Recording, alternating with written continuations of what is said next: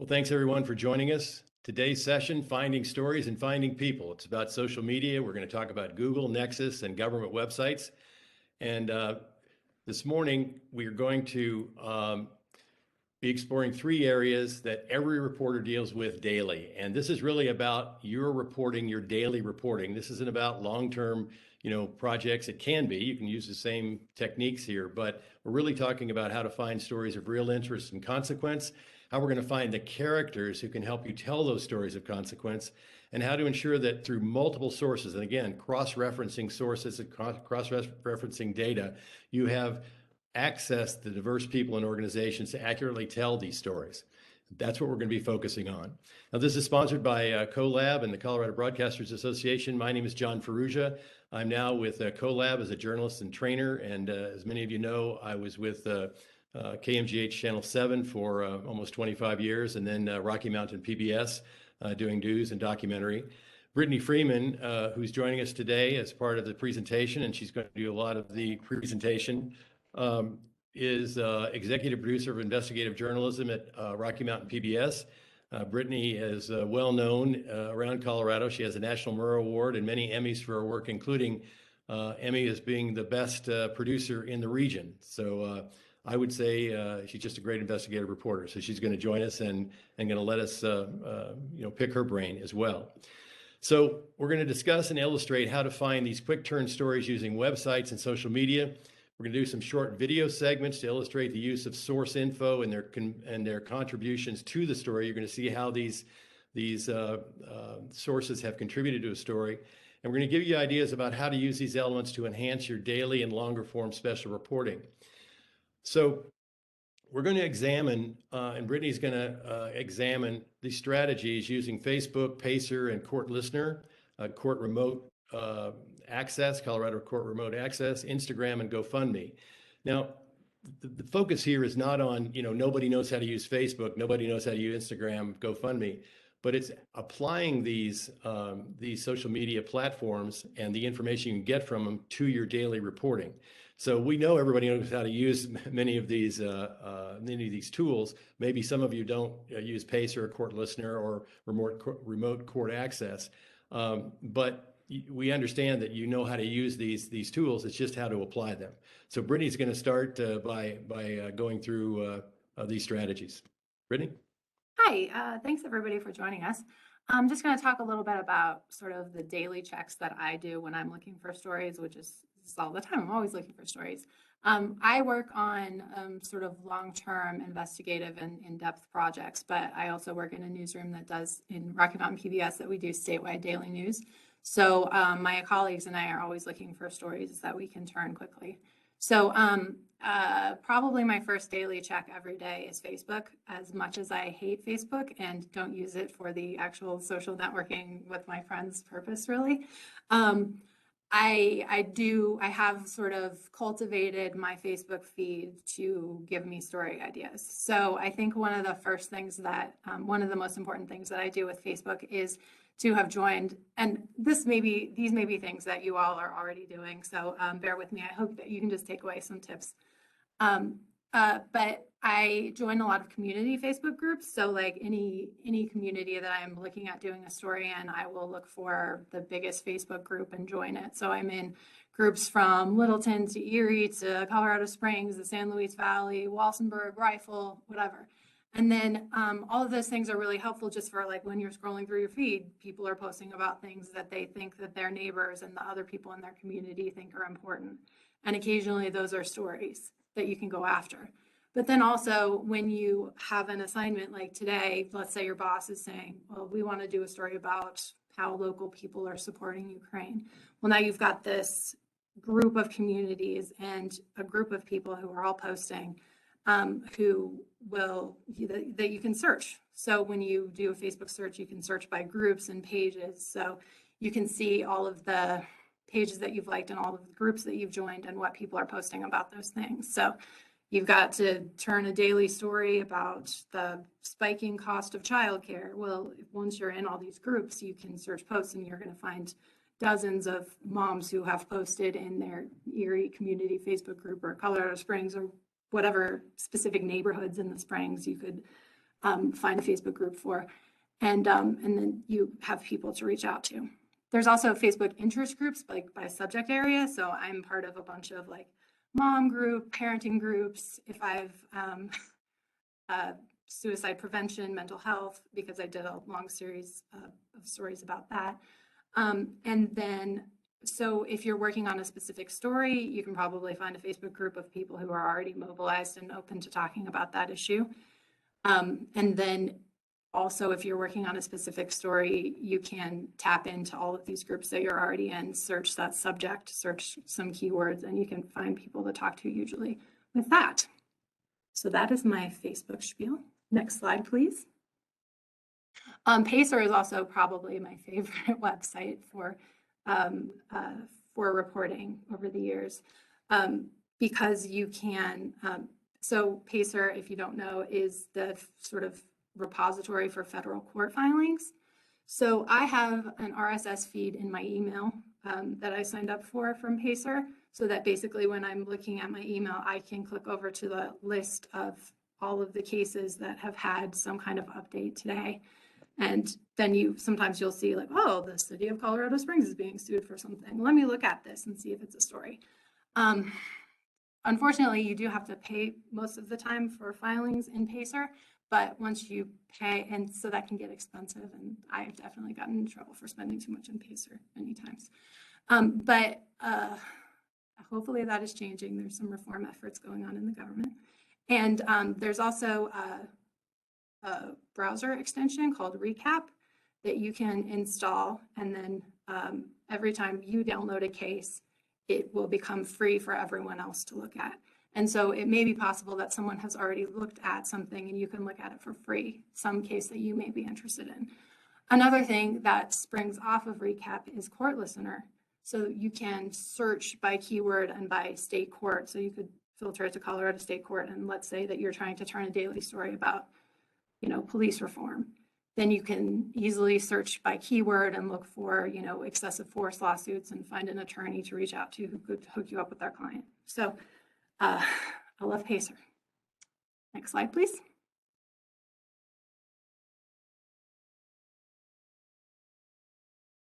I love saying next slide, please.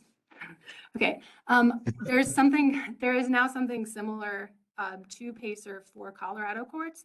Unfortunately, this is only civil court filings, but this has happened during the pandemic, where you can sign up with the Colorado Supreme Court Law Library for remote access to court filings in civil cases in Colorado. So the search is a little more limited than Pacer, but you can search for example, the name of your city government, a specific business, and find lawsuits that have been filed against them. You can search people. Maybe you're doing a story about someone and you want to background check them. You can search their name and make sure that they aren't getting sued and being accused of scamming people or something like that.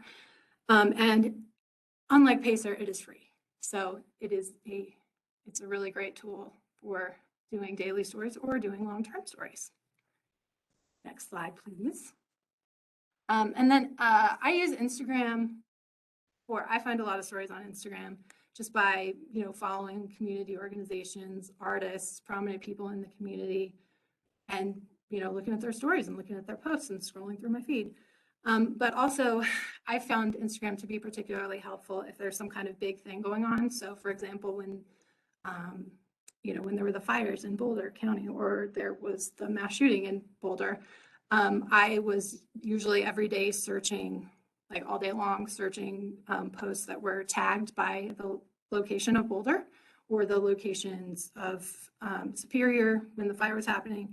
And you are finding sort of inherently visual stories that people are posting about their experience of that thing that's happening. So when the Boulder shooting happened, I was searching the tagged location of Boulder on Instagram. I found, this florist who was putting out bouquets in front of her house for people to take over to the makeshift memorial, and we did a little story about that. So you're finding inherently visual stories with Instagram. So I think I totally support. And if you're just covering a community and you're really running out of ideas, just searching the name of your community on Instagram, you might find an interesting person with an interesting story to go after. Next is GoFundMe. So GoFundMe, I think almost every story that I did about a person impacted by COVID during in the early days of COVID were from GoFundMe. Because, these days, as soon as something happens to someone where they are going to need help, they're going to need help from their friends, something has gone wrong, the first place they're going to go is GoFundMe. So, of course, inherently, people are trying to raise money on this platform, and you have to vet everything that you see on there, just like any other story. But it is a great resource. So I usually do a sort of daily Google advanced search of Colorado GoFundMe pages that have been posted in the past day or the past week or whenever since I last checked, which you can do in Google advanced search. And then if I'm ever working on a story for a specific topic and I'm looking for people affected by that specific topic, I will search those keywords in GoFundMe. One example is that I was working on a project about the ICE detention center in Aurora, so the immigration detention center in Aurora, and I was running into so many brick walls when it came to interviewing someone who had been detained there. And I was just having a really, really difficult time. So I searched GoFundMe. I found an account that was set up for, it had been set up like a year earlier, but for a father and daughter who had both been detained. And I reached out to them, and we ended up doing a story, which is the clip that we are preparing to show. Yeah, this was produced by Brittany, and she did, as she just mentioned, most of the research using these tools. And then I'm going to show you this is one segment of the documentary. It involves a privately run federal detention center in Aurora. And again, it's privately run, even though it's by a contractor for the federal government. So as Brittany said, we're really talking about, people, but also the tactics, who was detained, and the conditions in the facility. So here is one segment that was a result of of using these tools. When you spend your life here, you start to adapt the culture. You start to say, well, this is me. I'm American, right? A dedicated student with dreams of becoming a doctor, Hinata graduated from Eagle Crest High School in 2018. I think education is it's what makes me me, and it's part of my identity. I was in my counselor's office every single day as a high school student because I couldn't tell anyone I was undocumented. So I was able to get a scholarship going into college at CU Denver. But just days before the start of class, everything changed. My dad and I were on the way to tour the campus together. And then the big black truck tried to stop me with the light, looked like a police car. So we pulled over. She said, "Hey Dad, are you speedy?"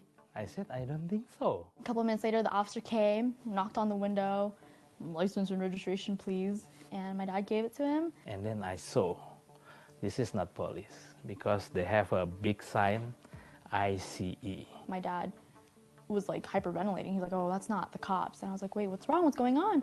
He's like, that's ICE, that's immigration. And I remember the moment he said that, like my heart sank. This is like a nightmare, He told us that we were being arrested because we had a deportation order back in 2008. They arrested us on the side of the road, both handcuffs and leg cuffs, and then brought us to the back of their car. Feel guilty, a lot feel guilty, because my child, when coming to this country, she don't know anything. It's now no man's land, dividing the Christian from the Muslim communities. This is what news coverage from Indonesia looked like in the year 2000 when Miko Andreas and his wife, Avina Halim, decided to flee their home country. A year of conflict, 2,000 dead, countless injured. They say they feared they would be persecuted for their Christian faith. Since I was little, they told me that I was brought here because we wanted to seek asylum. I knew that something bad was happening in Indonesia, and it wasn't a safe environment for me to grow up in. The family came to the U.S. legally and applied for asylum. It took the government years to say no and issue a final deportation order in 2008. Miko's sister is a U.S. citizen, so she applied to sponsor him for a green card. That application was approved in 2011, but that only gave Miko a spot in line with millions of other immigrants waiting for years for their visas to be finalized. It's not like we don't want to be citizens. We do. We want to go through the legal process. We are willing to do that. Kinata and her father don't have criminal records. They had been in line for visas for almost 7 years when ICE booked them into the Aurora Detention Center. There were times when I'd rather get deported because of how much suffering I was going through in detention, how lonely I was. I remember calling my mom, I think like the first week of being detained, like, Mom, let's just go home. Let's just go to Indonesia. Like, I'd rather go to Indonesia and be together than be separated like this. Kinata's mother did not dare visit the detention center in person for fear she too would be arrested. I try to be strong, you know, when my daughter called me, I hope not to cry. Avina knew she needed to stay out of detention to care for her younger son, Nathan. The 12-year-old was born in the U.S. and is a citizen, so he was able to visit his father in the detention center. We got to like see each other through glass, and we were like talking to each other through the phone, and I started crying. It was hard for me not to cry. He was like, stop crying, it's okay, I'm gonna be home soon. Like against the window, we started like trying to touch hands and stuff. It was sad. Father and daughter were separated in the detention center as well.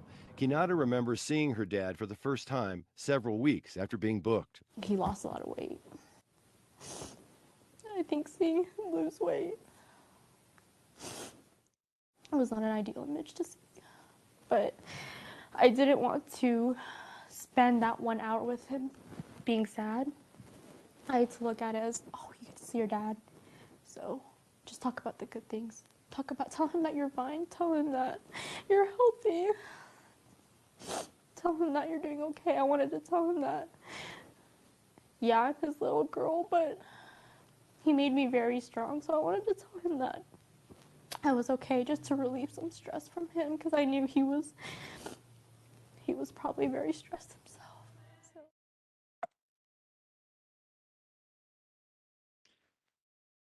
So that was the resulting segment that we did, and that came from, as Brittany said, her using GoFundMe and figuring out, who victims might be. So Brittany. Yeah, essentially, I found that GoFundMe account, and then there is an option on GoFundMe to message the person who posted the account. But I also looked up their names in Pacer once I saw that once I saw the GoFundMe post. I looked up their names in Pacer. I reached out to their attorney and chatted with their attorney, and their attorney put me in touch with them. So yeah, you can find people who are affected by very specific situations by searching keywords on GoFundMe. Questions? Anybody have questions? Feel free to put them in the chat as we go if you have any questions that you want us to come back to later as well. Can you guys hear me okay? Yes. Okay, Yes. cool. This is Josh in Colorado Springs.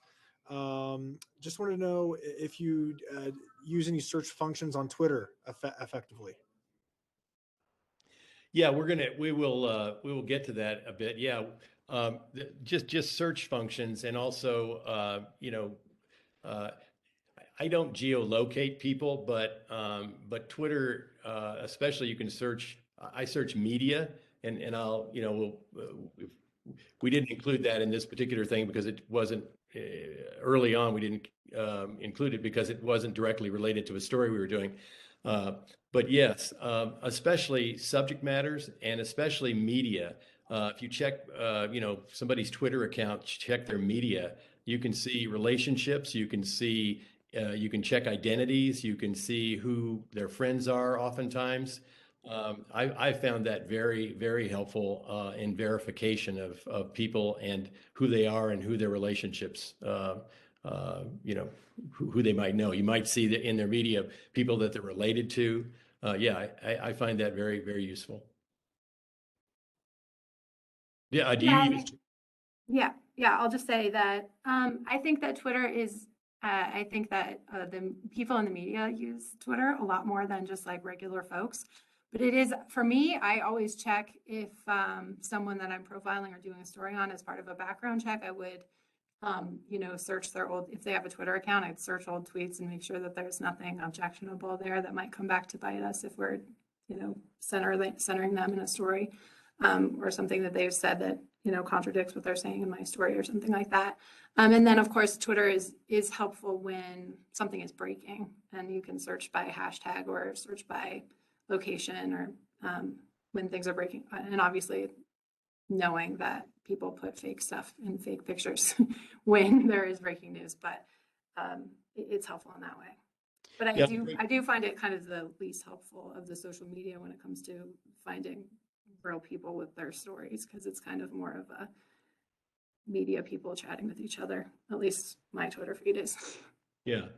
Yeah, no, I think you can use it much the same way you can use Instagram on breaking news. I found that that it's very useful in that particular area. So, anybody else? All right. I'm going to talk a little bit about a youth suicide project, and this is when you start using you get an idea and you're trying to figure out, okay, how do I go about finding information about this I have this idea, I think it's a good idea. How do I find the characters? What do I do, and how do I use these tools? So the question was, why is youth suicide so prevalent in Colorado? Especially during COVID, you saw these kind of epidemic levels of youth suicide. The other question was, how do we approach this subject so we don't exacerbate the problem? Brittany and I worked on this at Rocky Mountain PBS. And so that was one of our biggest concerns, because when you talk about suicide, you have to know how to talk about suicide so you don't trigger someone. And how do we find the characters to tell the story?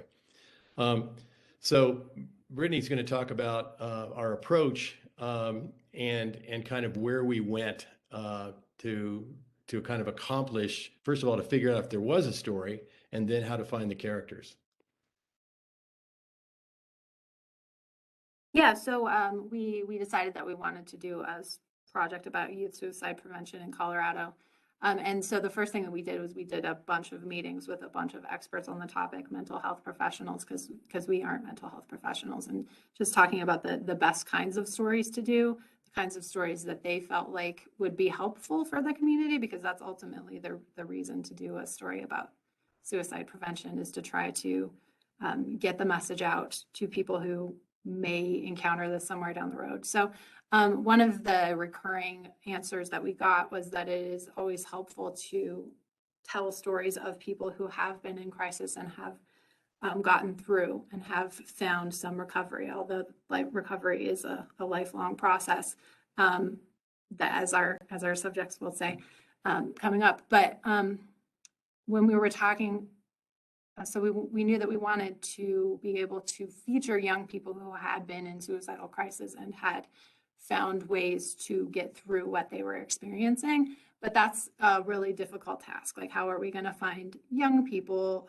teenagers possibly, to talk about the darkest times in their life? And how do we track these people down? It was really it was a lot harder than I thought it was going to be starting out. So ways that we ended up finding this amazing group of young people that we ended up profiling. I had a colleague whose daughter was a TikToker, and she talked about how there was this whole mental health community on TikTok. So I searched like mental health Colorado hashtag or something, and I found an amazing person who I reached out to her, and she was just totally thrilled to share her own story. Also, another thing that I did was the state of Colorado, the government had set up this sort of task force on mental health, because we have some well-documented problems with access to care in the state. And so they were doing these listening sessions, going to different communities around the state, recording people's statements, just talking about their experiences with mental health. And so I watched like hours of those, found a young lady who was speaking about her experience, reached out to her, ended up speaking with her and her twin brother about their experiences. And then we also, did the traditional, beyond social media efforts of, reaching out to community stakeholders, listening to, legislative hearings about mental health, and listening to who spoke, and talking with legislators about how they found people to speak. And from all of those efforts, we were able to put together a pretty great group of young people who shared their stories with us. which you will hear coming up next. Yeah, and this is essentially a montage, a quick montage of some of the people we found, and we put together this montage to show, the voices, just their voices initially.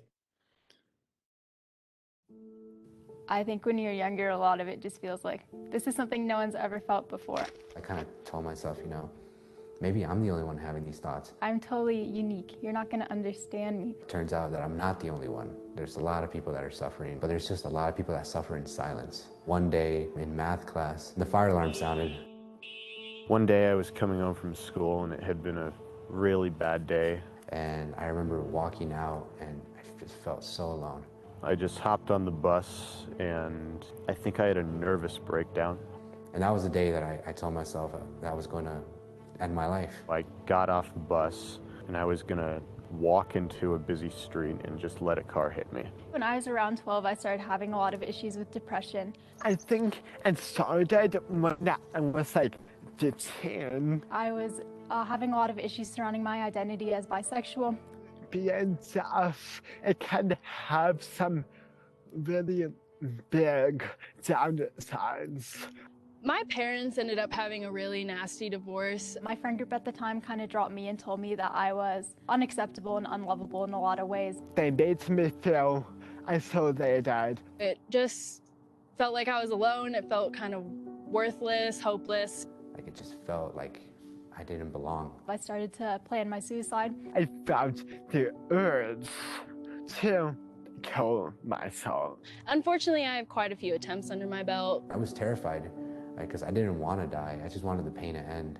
I've come to the conclusion that I just wanted the pain to stop. I told myself, you can go talk to your counselor or you can go home and it's lights out.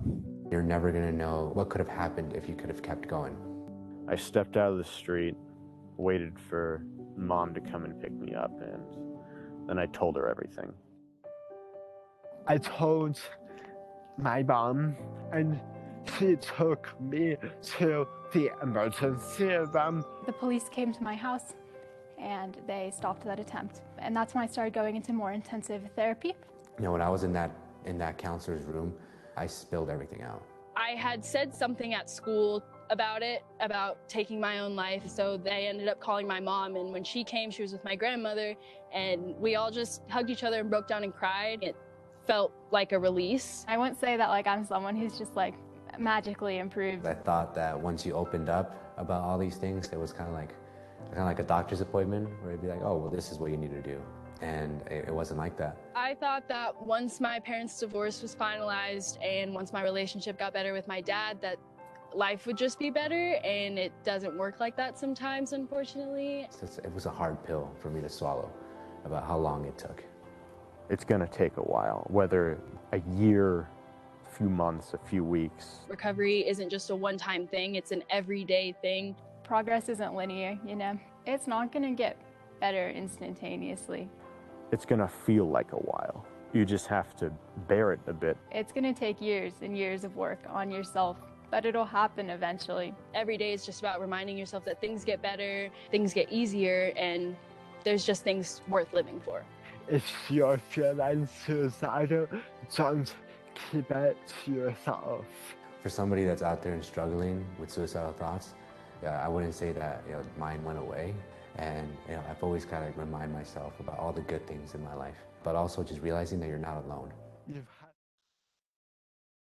So that particular montage, you can see both the depth of the characters that we dealt with and also the diversity of the characters we dealt with. I think it was really important in the deaf community for a person to be highlighted in that way. So that's how, this kind of social media, accessing that can give you a very diverse group of people for really any story. Any questions?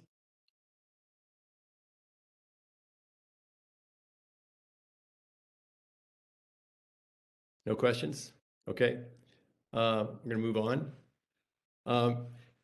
One of the other projects, and this is something that around the state has been a huge issue, and there have been lots of daily stories done on this, on black market marijuana. And we were looking at the scope of this, black market, this multi-million-dollar, is it being dealt with? What's the impact on the legitimate industry? But what really is the human toll of the crime that includes human trafficking? And this is one segment that we looked at, and how do we find the characters again to tell the story? That was really the focus. So this is one segment of the project that focuses on immigrants, and they want the opportunity to come to the U.S., but we're involved in illegal activity. So we're going to look at this just briefly, and then going to talk about how we approach this, through social media and contacts. Oh my goodness, it smells like terrible in here. Sheriff's deputies found 80 large plants, an elaborate electrical setup. They've got this piggybacked off of the main bus bar. And this guy, My phone? a Cuban national named Alejandro Diaz, who had been living in the grow house tending to plants. Rocky Mountain PBS obtained this body camera footage showing his interview with a county deputy through a translator. The police report suggests the deputy suspected Alejandro to be a possible victim of human trafficking. He does this for his family, for his wife and his children, his two daughters who are all alone in Cuba, and all he wants to do is bring them here and give them a better life. They rotate these individuals through these grows. I think they do that essentially so that they don't become intimately familiar with any one grow. Here's some of the plants. Custer County Sheriff Shannon Byerly says he's had a few cases like this one, in which the people captured on the grow sites are not the actual masterminds. He's really distraught. I think he was just taken for a ride by somebody. It is difficult to know Alejandro Diaz's full backstory and how much he actually knew about the grow operation, since he never showed up for his hearing. But buried in court paperwork across the state, we found other people with similar stories. Many individuals working at illegal grow sites are often migrants or foreign nationals who seem to know little about the black market with which they are involved. So that is 1,100.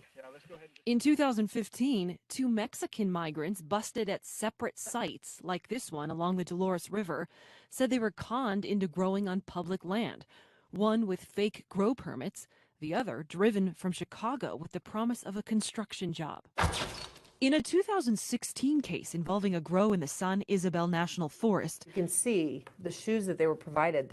There's big, giant holes in them. defense attorney Lisa Moses called her client naive. He was a deer in the headlights. We obtained these photographs from her case showing makeshift living quarters in the middle of the forest. In court records, she said her client lived in poverty in Mexico, crossed into the U.S. illegally, sent money home to his family when he could, and had no prior criminal history when he started working at the site to pay off a debt. They don't have coats, they don't have food, they have nothing. They're sleeping outside, and they have no idea where they are. And it is awful. Other people can do that to another human being. A judge sentenced him to 1 year in federal prison and deported him to Mexico. We asked Sheriff Byerly to take us beyond the rural windy trails into the San Isabel Forest in Custer County to see the conditions firsthand. There's thousands of square miles of national forest. National forest. They don't want to put those grows where people are going to stumble upon them. They carry in their food supplies and just all the things that they need to live. We looked for the spot where another sophisticated marijuana grow operated for months, hidden among the trees. So it's a bit of a hike in this direction, about a half mile this way, where law enforcement says they found thousands of plants in 2017. Danilo Jimenez Lopez had twice been deported when police captured him. From jail, he told us he worried the people who brought him to the site had weapons. They told him there were bears nearby, and he wondered how he would escape. I'm thankful to God that the police got me. I didn't know what was going to happen. Danilo, who is uneducated, faces 5 years in federal prison. Authorities admit people like him are simply small fish in a much larger crime scheme. But former U.S. Attorney Bob Troyer says cases like his are still important to prosecute. There is a deterrent in it because it costs the organization money and trouble, and that drives their business decisions. Troyer says arresting and charging the low-level laborers often leads to important information in a bigger investigation. We learn a lot of valuable things about how they pick the locations they're in, how they got their stuff in there, what else we're missing. Those low-level people know nothing. They're the pawns. They're the throwaways. They don't give them any information so that when they do get caught, they know that the higher-ups are still protected. So this story, and many of you, depending on where you are in the state, this is still an ongoing story with a lot of these types of cases and a lot of characters who are naive characters who just simply are trying to get a stake in the country, and as the one person was talking about, transported from Chicago thinking he had a construction job, and the construction job was this job. So Brittany really worked this one for a long time. Although any of these particular elements of this story could have been a daily story as well. So Brittany. Yeah, I think that this is one of the harder stories that I've done, just because when we started out, we were hearing these sort of anecdotes from law enforcement sources that were saying, oh, there's all this human trafficking, there's indentured servitude, there's, people trying to immigrate here are being exploited. And then we'd say, okay, can you give us a case? Can you give us an example? Can you give us a case number? We can look it up. And we were getting nothing. So Pacer is great because you can search by specific law that somebody is being charged with violating. And there are a whole lot of federal laws. And so you can search. So I just started looking at all of these sort of outdoor cultivation cases and reading through the court documents, and found in the attorneys most of these people were being charged, pleading guilty, and then their public defender would file a sort of sentencing statement that would very often include this narrative of basically they were being tricked by like the coyote that was bringing them over the border, or they were being misled and led to believe that it's legal in Colorado for marijuana to be grown. And they had no idea that what they were doing was illegal. And so we were able to find these stories sort of through court documents when we weren't able, because we were trying to flesh out, is this really a thing that's happening? Or is this just something that police are saying to sort of, demonize marijuana? We had to do tons of work to reach out to all of the defense attorneys who were working in these cases and try to track down the people who often are being deported. We managed to find one guy who was being held in a county jail, where it's much easier to visit people when they're in county jail or talk to them than when they're in like a federal prison. And then also another sort of takeaway from the story that can be applied to all kinds of stories is in Colorado, especially whenever there's sort of a social problem, I think that our lawmakers often will address them with grant programs. So they'll create a grant that, it addresses youth mental health or Black market marijuana or, unrepaired roads or whatever, you name it, whatever it is that you're trying to do a story about.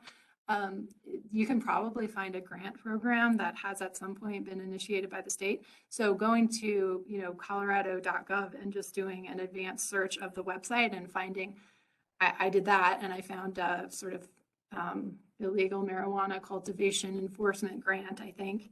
And I put in a public records request for all of the grant applications, which is what led us to Custer County, which is where we ended up getting all that body camera and a sheriff who was motivated to talk about this issue of what he felt were, these pawns being tricked into coming and doing these grows in their community. And then, we use Nexus throughout the process to find people to talk to. And so Nexus is sort of public records database that you can search to find people. Yeah, and that's. Yeah, so one point about Nexus, I know that if you're at a television station in Colorado, generally you're going to have, you may have a Nexus account. For smaller radio stations and digital outlets, et cetera, you may not.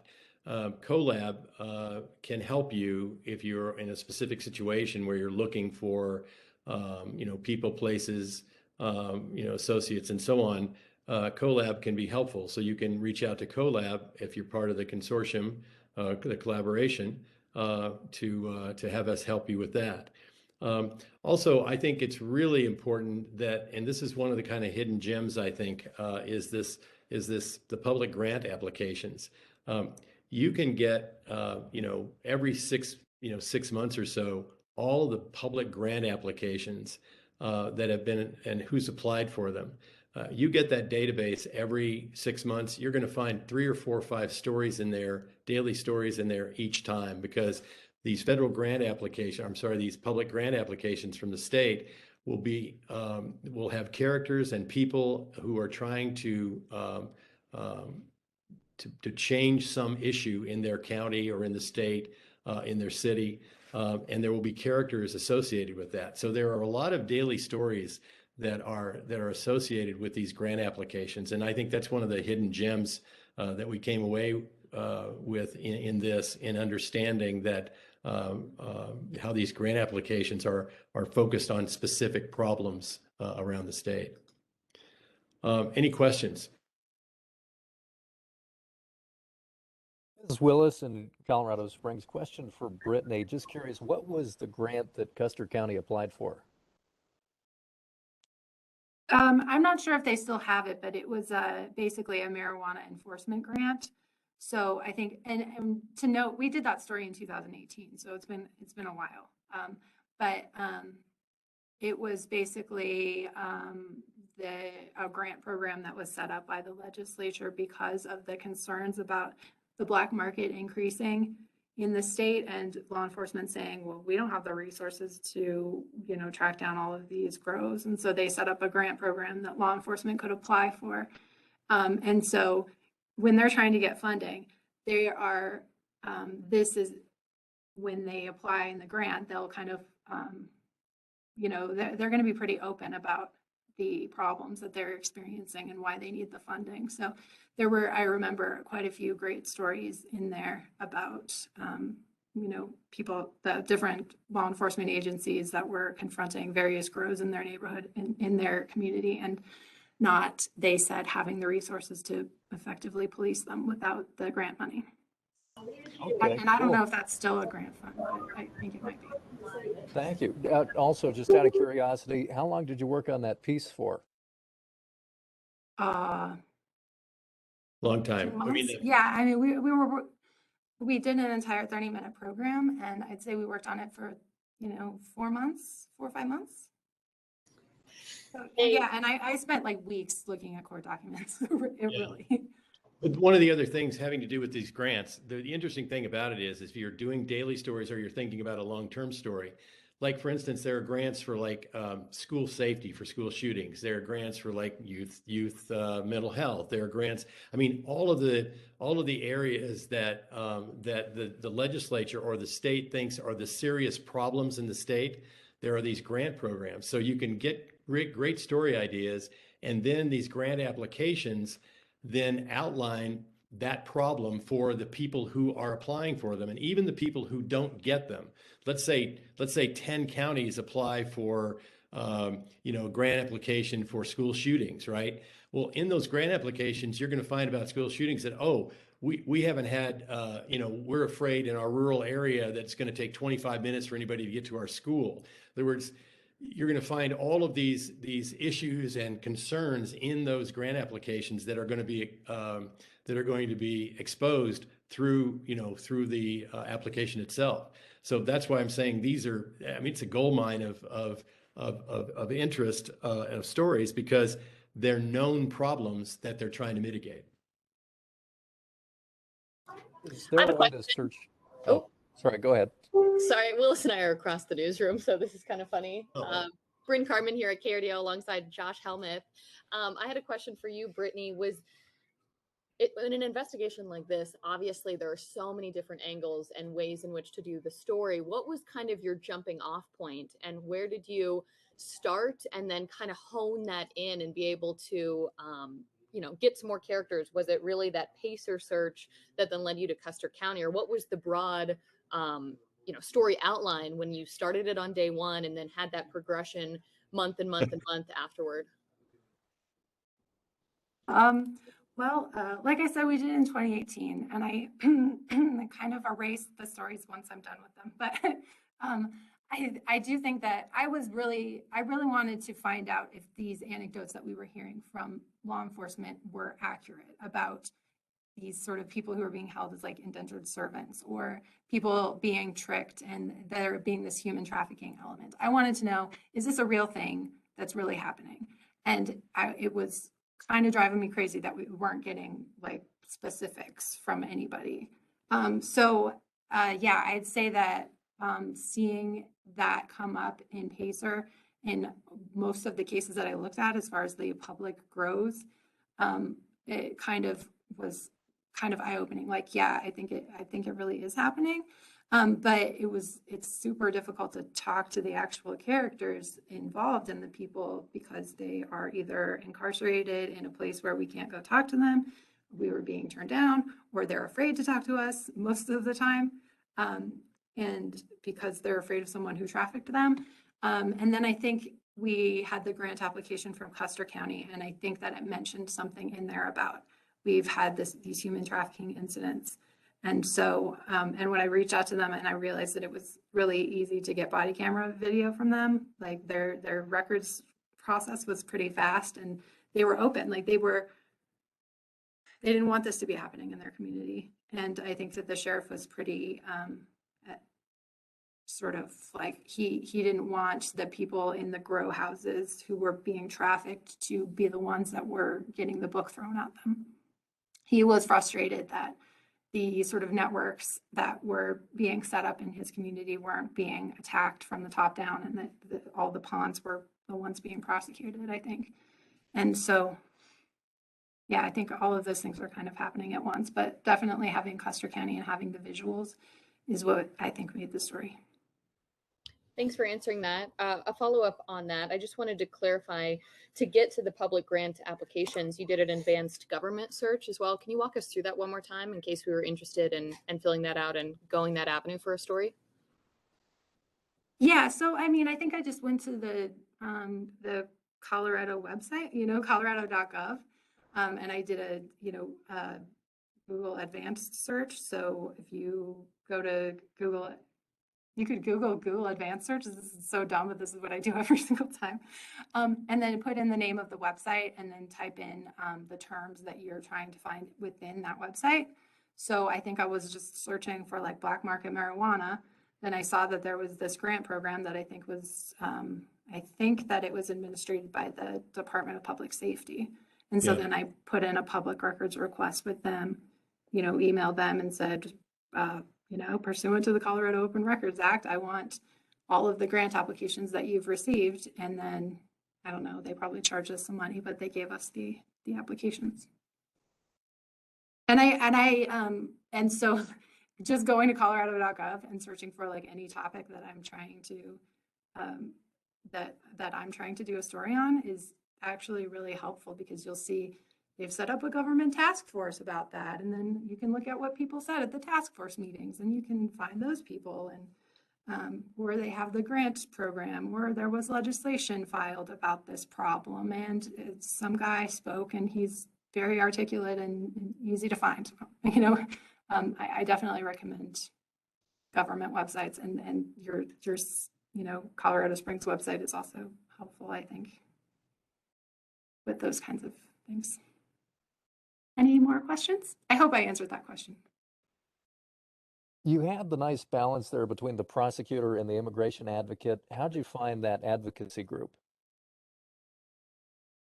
She was a defense attorney for one of the people that I read her, he was one of the people that was prosecuted for cultivating marijuana illegally on public lands. And she was a defense attorney that,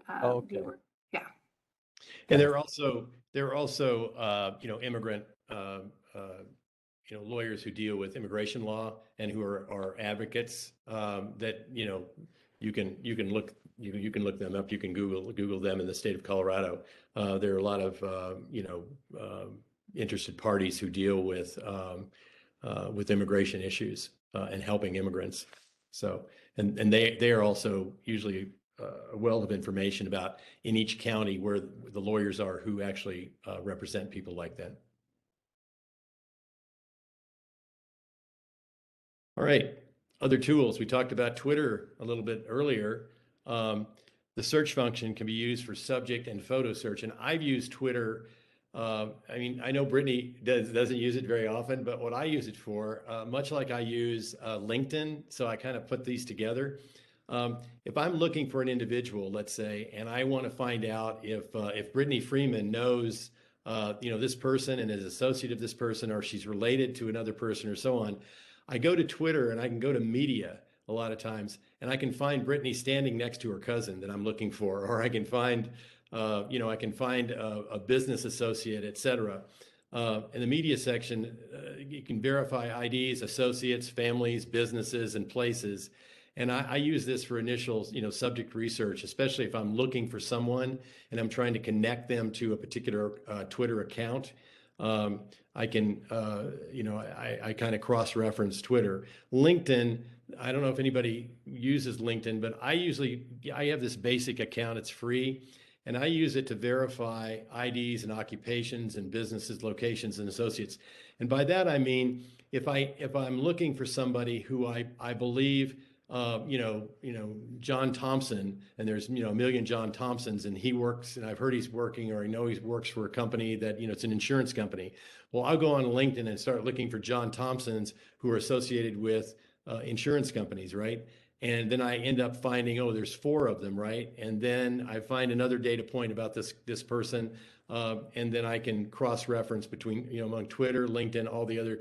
But basically, the IDs are important because I'm talking about photos are important because oftentimes you'll see people and their associates on these accounts, and it verifies who they are and who their associates are.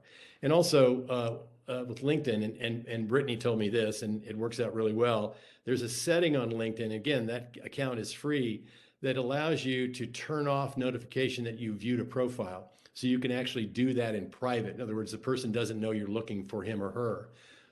Or that you've gone on the site to kind of verify who they are.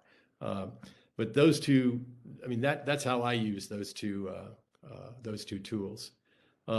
Any other questions about or comments that maybe you use that we haven't talked about that you found useful? Because as you know, this is going on the CBA website. So if there are tips that you might have for your colleagues who will be looking at this later, certainly we want to hear from you. We're only 2 small brains here. I know, I'm Shelby from KRDO, and I know that a few times when breaking news has happened, I go on Snapchat and I look at the map and it brings up stories. And a lot of times, usually this is like when kids are involved and they'll be posting videos and footage and things like that. So that's how I've kind of gotten a few things. So you're using Snapchat to identify people or identify issues? Just to kind of like see what's going on, like see, is this actually happening? Are there police in the area? Are there any like first-hand accounts of whatever it is that police are reporting? Yeah, good point. It sounds like you have your police radio on in the background too. Oh yeah. No, that's a good idea. SnapMap is really cool, especially if you're hearing, maybe there's a school shooting or something. And yeah, it's great to navigate to that location and see what videos people are posting. Yeah, anyone else? John, I think you were saying with Twitter, you don't generally use the geolocation. I'm trying to picture that. I know there's a setting on there that says show tweets from people near me. Is that what you were talking about?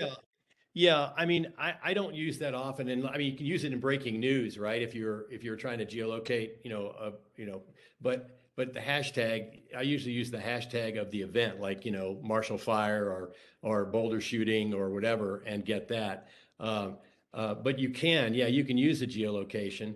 I just don't use it very often. Other people might find it useful.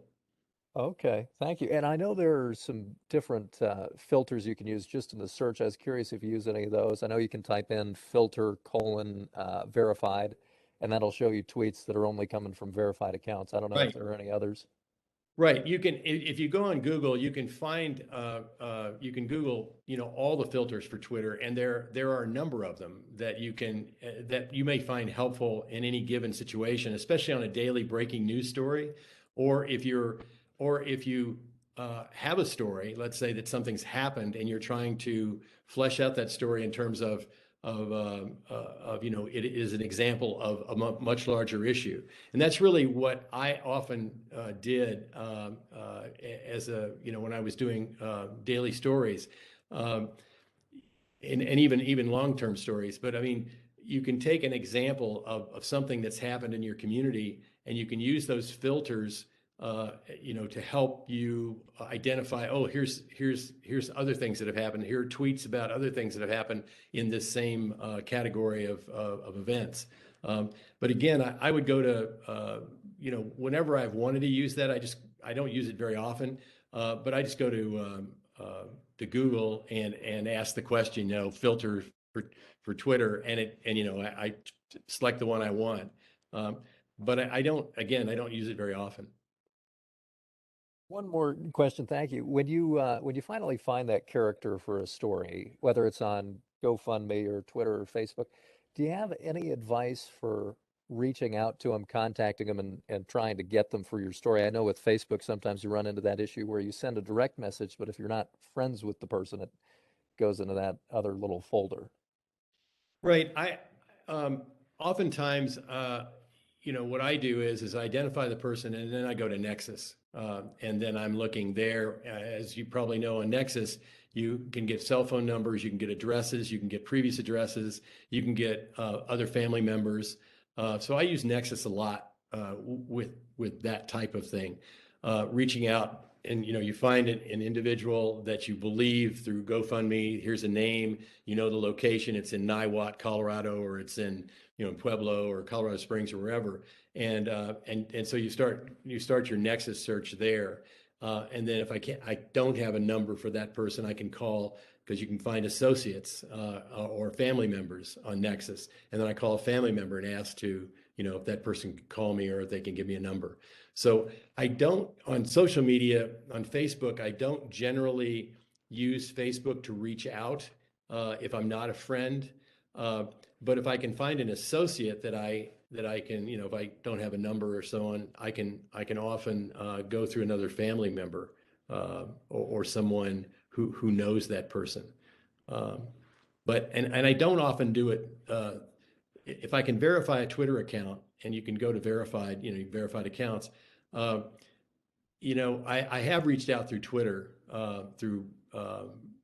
but not. I'd rather use Nexus. It's much more focused. Very cool. Thank you. Any other questions? I do reach out on social media, just so you know.